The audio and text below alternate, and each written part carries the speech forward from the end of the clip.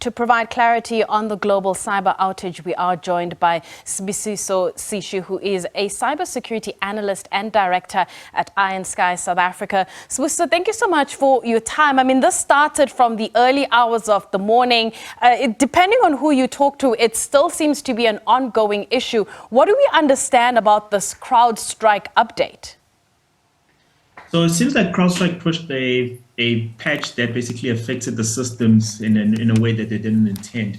So basically what happened was that there's a file called CS agent that got pushed into Windows machines. And then it was a faulty update. So therefore it caused Windows it's called a blue screen of death. So when your Windows system just shows you a blue screen and it crashes, and then basically you can't use your machine.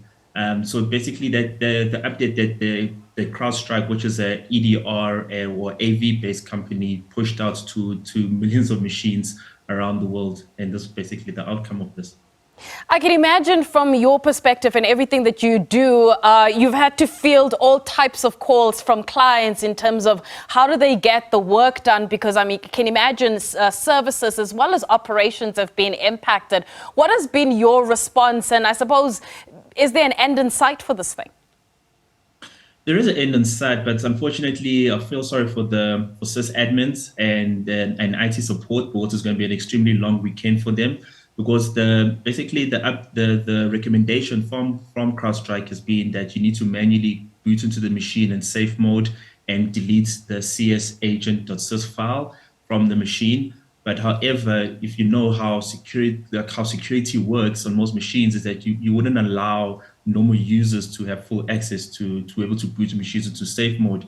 So therefore, it falls into IT and IT support to basically go out there into the field and actually reboot these machines manually to fix them.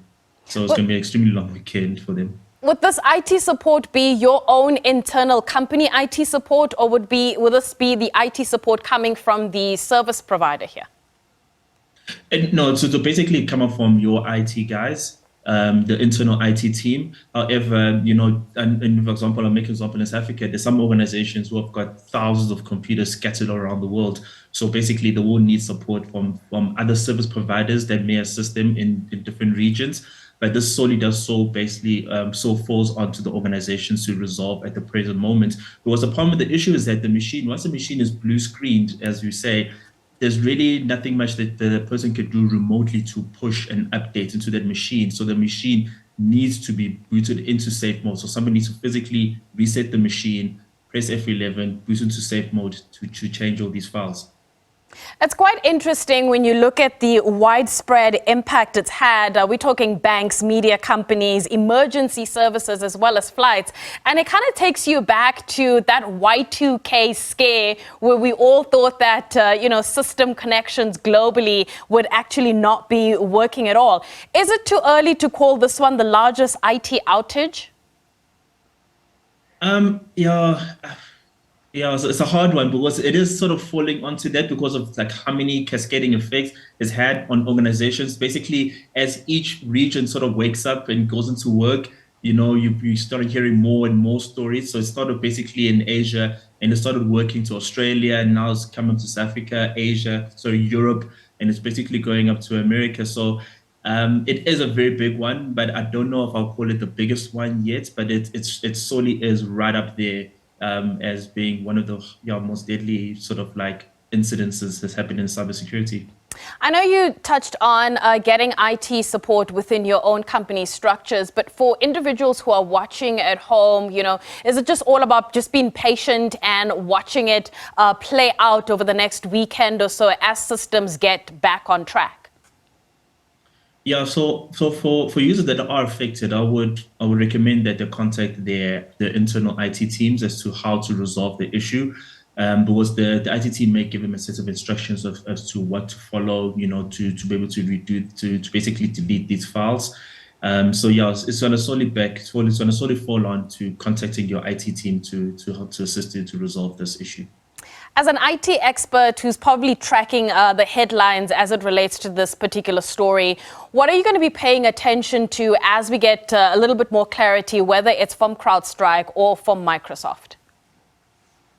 So on my end, I'm more looking along the lines of what the organization is going to do with regards to pushing updates, because the main issue of this was that CrowdStrike pushed an update to that the machines automatically applied onto their environments. So the problem is that when you also there's good and bad parts of it. The good part of it is that you're getting the latest updates from the vendor to protect yourself. However, the adverse reaction is that sometimes if a vendor pushes an update that is going to mess up your machine, then this is the outcome of it. So, our organizations are going to slowly start now having a bit of a week delay, a whole month delay before they push the updates onto the machines. So, for example, if you get an update today, you want to apply it today, you may apply it next week. So those are sort of strategies that I think organizations are going to start to look at, because these incidences, they do cost a lot of money. If we could just imagine of like an airline. I saw an airline in India where they actually had to turn back into paper mode because their systems were down. They're literally writing, when it's a flight leaving and all those things on the cards. So it has a major impact, these incidences. So and I'm sure organizations will be looking at it just to understand as to what's the best way forward, to protect their systems going forward. All right, Sibusiso, thank you so much for that update, and also giving us a little bit more clarity for some of us who may not necessarily be experts in this field. However, that is Sibusiso Sishi, who is a cybersecurity analyst and director at IronSky South Africa.